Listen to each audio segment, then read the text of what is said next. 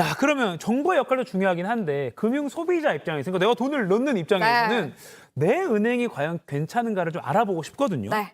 뭐 성적표를 어디서 좀 봐야 될 것 같은데 어떻게 확인하나요? 그러니까 내가 거래하고 있는 은행 그리고 내가 돈을 넣어놓은 은행이 네. 튼튼한지 건전한 곳인지를 알아보기 위해서는 네. 우리가 재무 건전성 지표를 활용을 해볼 수가 있는데요. 크게 세 가지로 나눠볼 수가 있습니다. BIS 비율, 그리고 고정 이하 여신 비율, 그리고 ROA가 있는데요. 네. 먼저 차례대로 BIS 비율에 대해서 먼저 얘기를 해보도록 하겠습니다. 네. BIS 자기 자본 비율이 정식 명칭인데요. 그러니까 은행의 자기 자본이 어느 정도 되는지 그 비율을 알아보는 겁니다.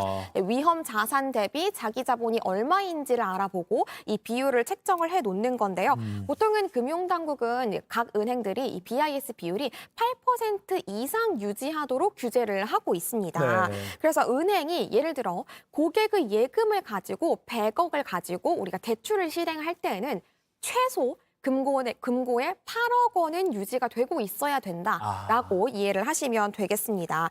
저축은행 중앙의 소비자 포털을 보면요. 우리가 지난 3분기에는 14.6%의 BIS 비율이 유지되고 있었는데요. 1년 뒤 22년도 3분기에는 12.8% 정도로 떨어졌습니다. 즉 하락을 했다. 우리가 자기 자본이 적어졌다라는 얘기니까 그만큼 위험성이 높아졌다라는 것을 의미한다라고 볼 수 네. 있겠고요.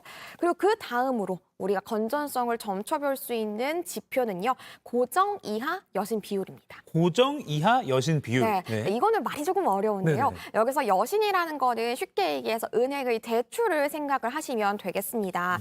우리가 은행의 대출은요. 건전성이 높은 순서대로 5단계로 나눠볼 수가 있는데요. 네. 왼쪽부터 정상, 요주의, 고정, 회수 의문, 그리고 추정 손실 이렇게 5단계인데 네. 왼쪽이 건전한 쪽이고요. 오른쪽이 위험한 쪽입니다. 아하. 네, 그래서 고정 이하라고 했으니까 고정, 회수 의문, 추정 손실이 바로 이 고정 이하 여신 비율에 해당이 되는 것들입니다. 말 그대로네요. 고정 이하 쪽의 비율을 보는 거네요. 네, 맞습니다. 아하, 네. 그래서 보통은 3개월 이상 연체가 된 대출들 같은 경우가 고정 이하 여신 비율이라고 얘기를 하는데요.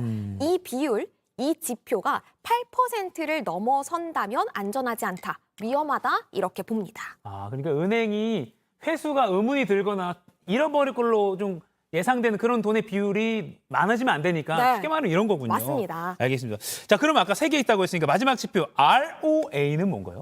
발음이 굉장히 좋으신데요. ROA. 네, 우리가 이제 얼마나 은행이 건전한지 건강한지를 보기 위해서는 수익 구조도 좀 살펴봐야 되잖아요. 네. 이때 활용되는 게 바로 ROA인데요. 우리가 이제 전체에서 지출 비용들을 다 빼고 순이익.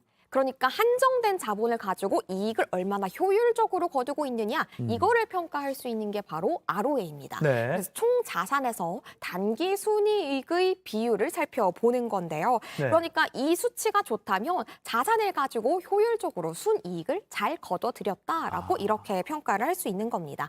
보통은 이 지표가 양수이고 그리고 점수가 높을수록 수익이 굉장히 잘 거둬들여지고 있구나라고 보고요. 아하. 마이너스라면 이 회사, 이 은행이 적자를 보고 있구나라고 평가가 됩니다.